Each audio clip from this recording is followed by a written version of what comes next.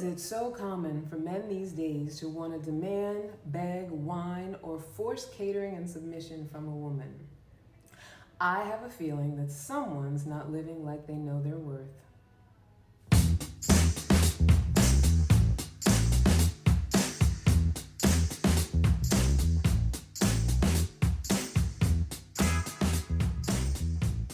Hey, sweet baby. Welcome to Love Life Skills for Leaders, formerly Ask for Candy, the podcast. I am Candace Harper, relationship coach and hypnotherapist, and I help perfectionistic people transition in or out of relationships by teaching the skills to heal the past, love ourselves unconditionally, and start our love lives over from a clean slate. This is a mature conversation for powerful people who want to have their best possible love life, whether single or coupled. Stick with me and learn why loneliness isn't contingent on whether or not you have a partner, and how loneliness can be cured from the inside out. Also, make sure to subscribe on YouTube, Apple Podcasts, Spotify, or wherever you're watching or listening. Let's do this. So today's topic, is he worthy of your catering and submission? It can be hard to tell because men who are not are a dime a dozen, and they can show up in a myriad of ways that can be obvious or covert and insidious. Many times they don't even know whether they're worthy of it or not themselves. So here are 3 archetypes of the unworthy. You have the love bombers. They come on strong in the beginning. They are often super affectionate. They give flowers, they want to be with you and talk to you all the time, every day. They compliment you constantly. They text you every morning. They want to make you feel like you're the queen of their world. So engaged and involved, and it's not too long before they begin to expect and look for their payback. If your response to their efforts is not fruitful or intense enough, they will double down or they'll back off and gradually get mean. So they often want and need you to serve them, help them, mother them, be a codependent, catch all for their negative emotions, and above all, cater to them. They will often tell you so, especially now that you owe them for being so nice to you. For women who want to fix, control, and or gain approval, this type is a magnet. So then there's the emotionally detached, kind of mean and aloof, highly addicted to something, completely irresponsible with money, their own children, their jobs, when they have them, and you. The bad boys who, as they age, just become sad boys, who never really grow up, often feel as though it's a woman's job to cater to them as well, just because. Preys on women with abuse trauma and deep-seated codependency, mainly because those of us with those issues require the smallest amount of effort from them. They know that there are a ton of women out there who can't wait to overfunction and bend over backwards for the sake of getting and keeping their attention. They often also let women pay for them, offer trash sex because they just want to lay on their back and wait to be served. They're not interested in what a woman would want. They're usually demanding or needy from the jump. So a woman whose trauma history dictates that she needs to work hard for approval and love will happily accept him, chase him, give him everything she's got until depletion. Then there's the passively non-committed, usually not that emotionally invested. They have the capacity to be, but probably they were heartbroken at some point, or they built up some sort of wall for trauma or whatever reason, or they're just not that moved by the woman that they're with. And they're not a complete lost cause unless they feel pursued, controlled, or manipulated. They can sometimes have a very high threshold for feeling controlled and manipulated, but they will abandon that situation for a woman who really motivates love in them. So if he is attractive, but not necessarily emotionally invested or attracted, he will be lukewarm. He will do just enough to string things along. And if it seems as though you're getting bored or losing interest, he may or may not put forth some effort, or he may just let things drop off completely. That's just 3. I mean, they are interchangeable.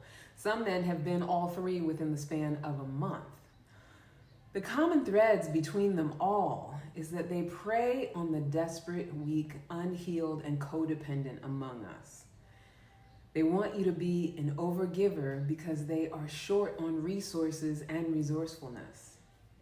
They don't really care whether they bring value to your life. They care about the value you bring to theirs. If you stop overgiving or indicate any hesitation about the dynamic, they will respond negatively, either with inattentiveness, complaining, control, or outright abuse. They will definitely try to convince you that there is something wrong with you for not wanting to cater to them. They expect, demand, and feel they deserve to be catered to, even when all they're doing is showing up and swinging dick.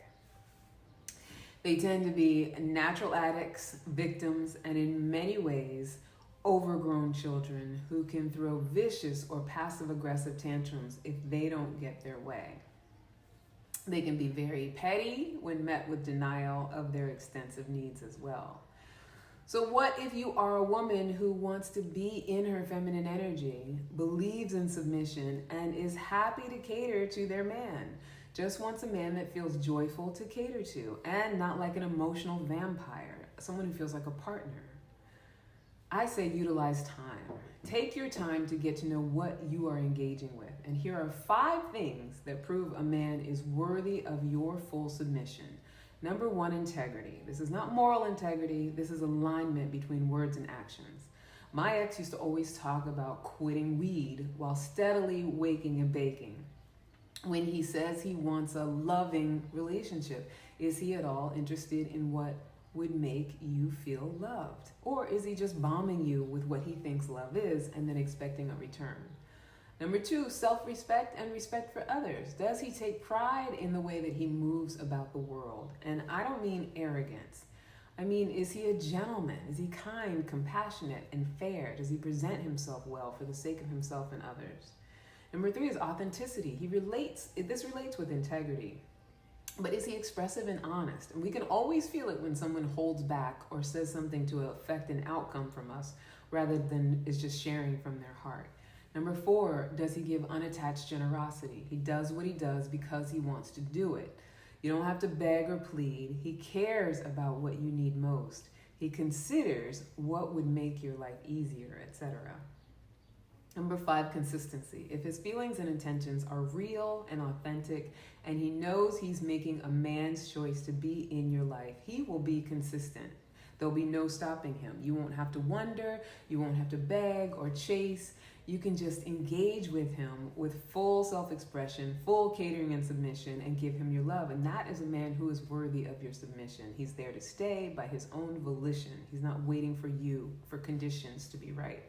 Utilize time.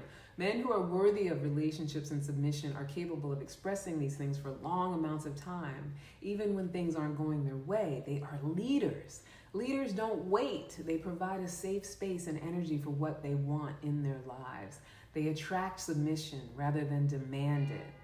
A man who is demanding submission is not the man who will know how to value it. So let's be with that for a second. A man who is demanding submission is not a space for submission. He won't know how to value it. He won't know how to recognize it.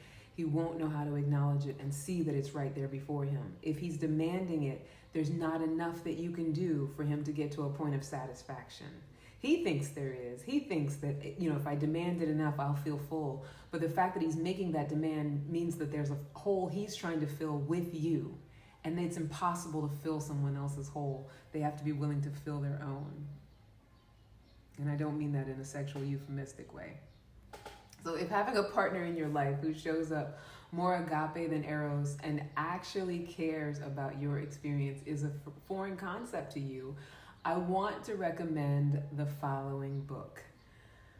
It's called Women Who Love Too Much, and it's a fantastic book by Robin Norwood. It was released in 1985, and this book is for when you keep wishing and hoping he'll change.